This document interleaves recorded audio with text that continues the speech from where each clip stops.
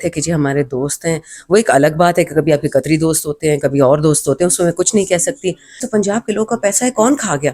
بھئی اپنے والد سے پوچھو، اپنے چاچا سے پوچھو جو چوری کر رہے ہیں پچھلے 47 سال سے. یہ چیزیں وی شوڈ ڈسکس.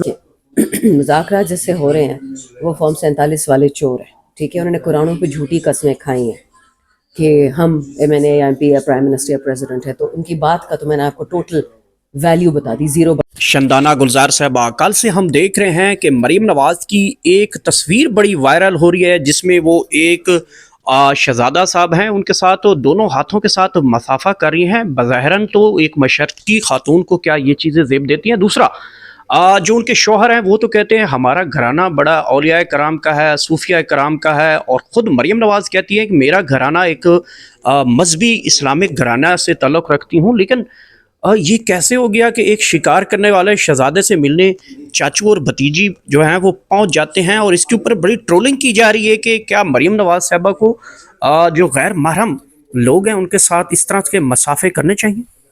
بہت شکریہ جی. سب سے پہلی بات، کیونکہ مریم نواز کی ٹرولنگ دو وجوہات پہ کی جا رہی ہے. ایک تو یہ کہ یہ ایک نجی دورہ تھا اور اس پہ ایک پرائم منسٹر کو اور ایک وزیر اعلیٰ کو جانا، بے شک فارم 47 کے ہوں دونوں، لیکن کیا ان کو جانا چاہیے تھا کہ نہیں؟ ایک تو یہ ایشو تھا. دوسرا ایشو یہ ہے کہ جو لوگ ان کے ہاتھ وٹ ایور ان کو جو ملنے کا طریقہ تھا اس پہ میں اس لیے بات نہیں کروں گی کیونکہ ہمارا دین ان چیزوں پہ بہت اسٹرکٹ ہے. اگر آپ کو یاد ہے حضرت عائشہ رضی اللہ عنہا پہ تہمت لگائی گئی تھی اور پھر قرآن میں سورہ برات نازل کی گئی تھی بغیر بسم اللہ کے. وہ واحد صورت ہے تمام قرآن پاک میں جس میں اعوذ باللہ من الشیطان الرجیم بسم اللہ الرحمن الرحیم نہیں ہے. کیونکہ جو لوگ گندگی اچھالتے ہیں، چاہے وہ مریم ہو، چاہے وہ زرداری ہو، جو بھی ہو، ہم ان سے نہیں ہیں کیونکہ ہمارا اللہ ہمیں اجازت نہیں دیتا. ہاں، جو آپ کا ایک آفیشیل رول ہے، بے شک آپ نے نقلی پکڑا ہوا ہے عہدہ سی ایم کا یا پی ایم کا، لیکن آپ اپنے ملک کی عزت رکھا کریں. ہاں، اگر آپ خود ایک نجی طریقے سے ان کو گریٹ کرنے جا رہے تھے کہ جی ہمارے دوست ہیں، وہ ایک الگ بات ہے کہ کبھی آپ کے قطری دوست ہوتے ہیں، کبھی اور دوست ہوتے ہیں، اس میں میں کچھ نہیں کہہ سکتی.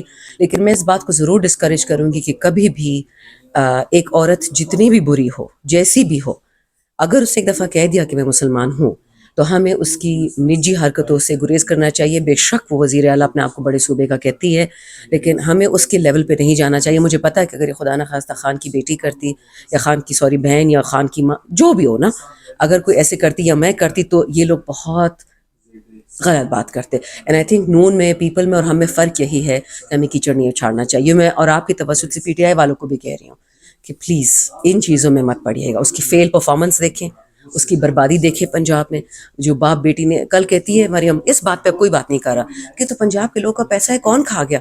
بھئی اپنے والد سے پوچھو، اپنے چاچا سے پوچھو جو چوری کر رہے ہیں پچھلے 47 سال سے.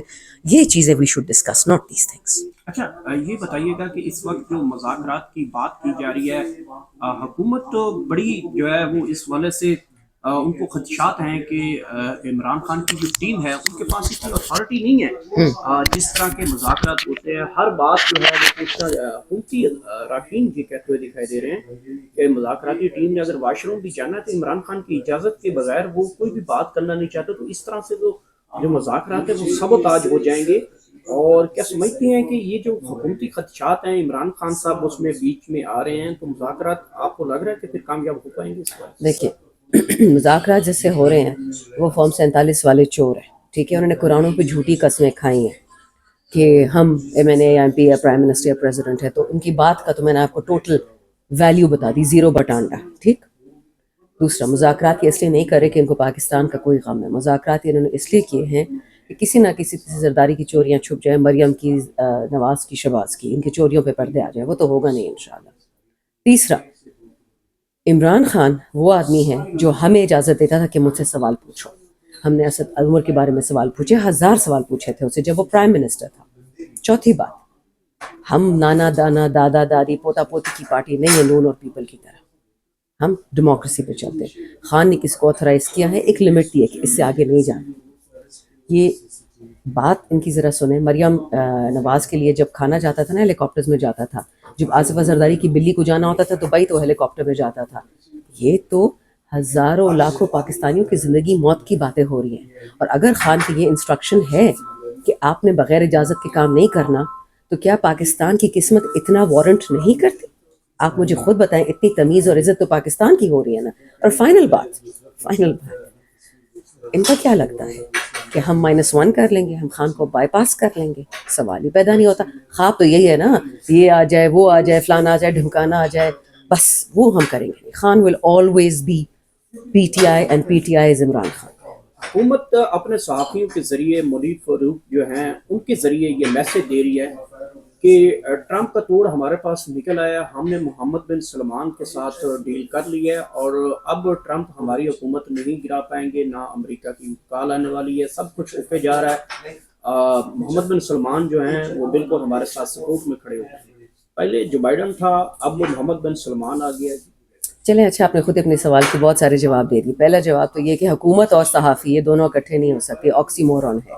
لیکن مورونس تو یہ سارے ہیں، 50 لاکھ میں رات کو بیچنے کو تیار ہوتے ہیں، جھوٹ بول دیتے ہیں. So it hardly matters what they say. What is a bit alarming کہ یہ لوگ پہلے سعودی کو کھینچ رہے تھے اپنی گند میں.